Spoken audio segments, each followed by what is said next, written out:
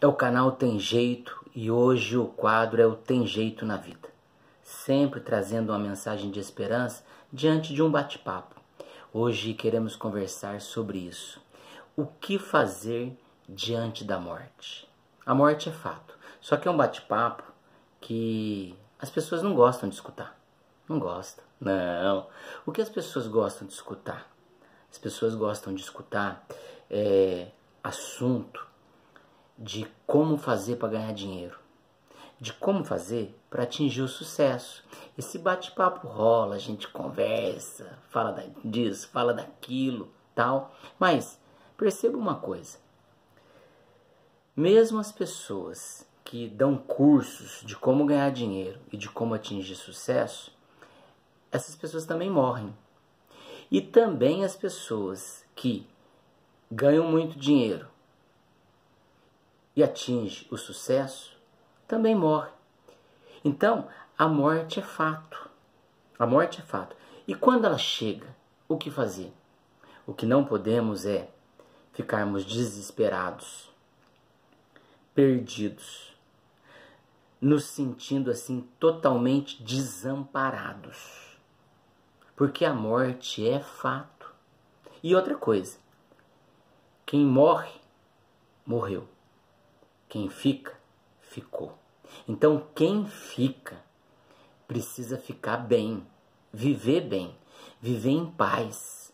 O objetivo desse vídeo aqui é falar de que é possível viver bem e viver em paz quando a morte chega na vida daquela pessoa que a gente tanto ama. Tem momentos que morre o pai, morre a mãe, ou morre os filhos, um dos filhos, morre o vovô, a vovó, morre um neto, uma neta, um bisneto, morre alguém da família, um dos familiares que a gente tanto ama, morre um amigo. Então, a morte é fato. E aqui eu não quero ficar com um bate-papo de tristeza, de saudade, de choro. Por quê? Porque existe uma esperança maravilhosa. Existe um Deus que já preparou para cada um de nós uma morada eterna. Então, o que nós precisamos diante da morte é sermos amparados pela fé. Quando a gente é amparado pela fé, quando a gente fica firme no futuro que a Bíblia apresenta, muda tudo dentro do nosso interior. O nosso interior muda. Por quê? Quem morreu, morreu. Quem ficou, ficou. Essa pessoa que ficou, que é você, que está escutando esse momento agora, você precisa ficar bem e ficar em paz. Porque é a esperança neste futuro que a Bíblia apresenta é que nos dá paz, é que a gente fica bem e é isso que nos sustenta. A Bíblia apresenta um futuro. Nós temos uma esperança quando a gente olha para o futuro. Que esperança é essa? Esperança de ressurreição, esperança de céu, esperança de eternidade. Quando esse ensinamento, quando essa promessa bíblica fica dentro da gente e nem a morte é capaz de tirar, nem a morte é capaz de nos abalar, nós então ficamos sustentados por uma esperança bíblica. Aí, quem morreu, morreu. Quem ficou, ficou. E esse que ficou vive bem, vive em paz, porque sabe que existe um futuro certo. O nosso futuro não é incerto. Existe um futuro certo, um futuro de ressurreição, um futuro de céu, um futuro de vida eterna. Gente, a gente não fica nessa vida aqui para semente. A morte chega.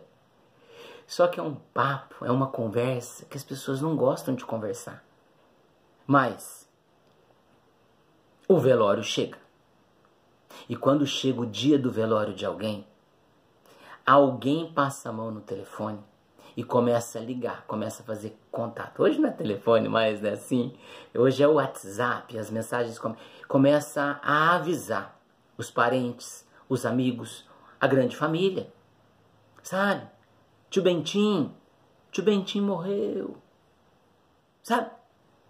Tia Mariazinha, a tia Mariazinha morreu. Sabe? O filho de fulano morreu.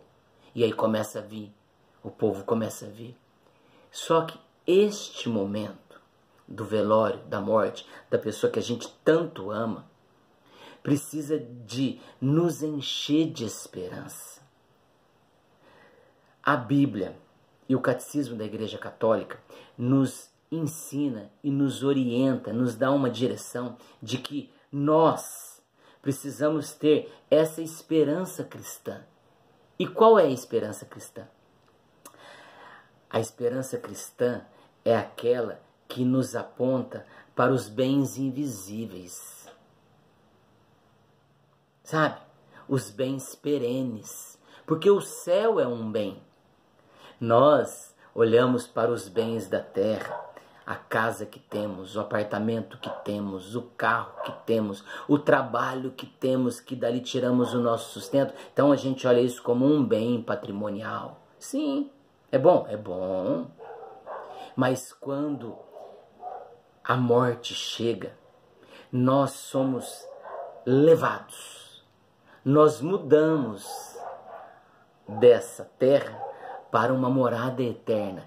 Então, são esses bens invisíveis. O céu é um bem invisível.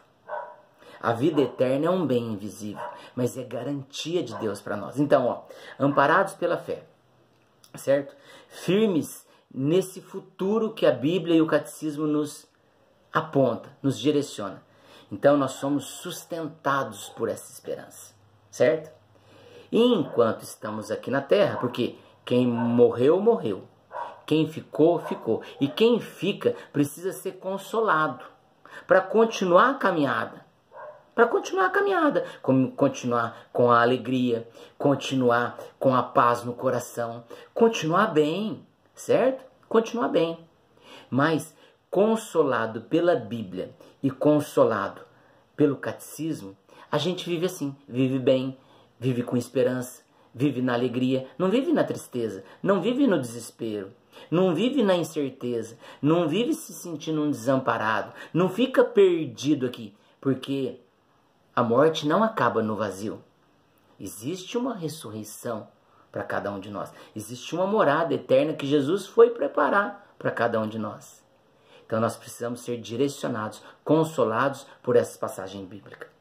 Eu convido você, aqui eu não vou abrir a Bíblia, mas tem uma passagem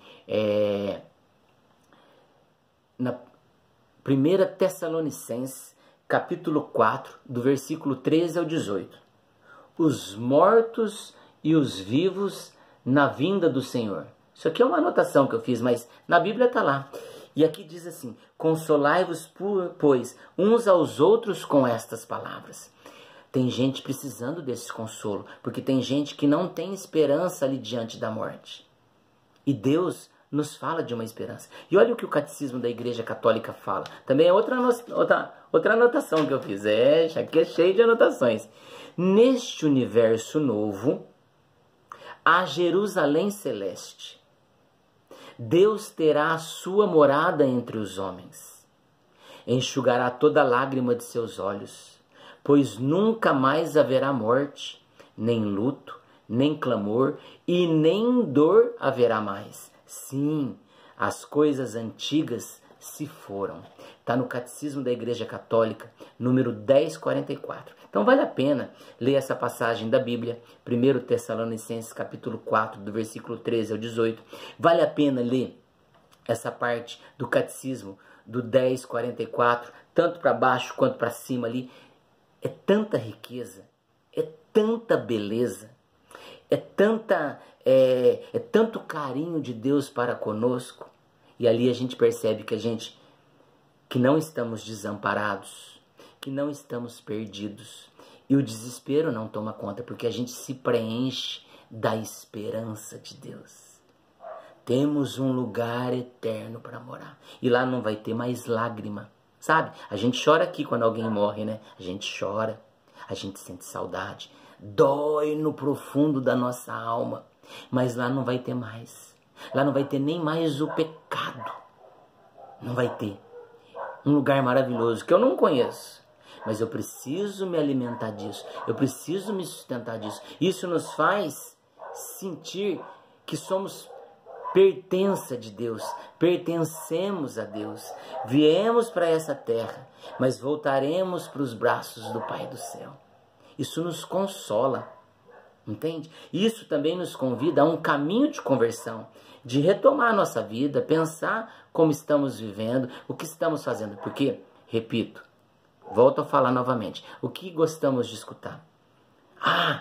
Como fazer para ganhar dinheiro? Como fazer para atingir o sucesso? Aí ganhamos o dinheiro, atingimos o sucesso, mas a morte chega. E aí? E aí?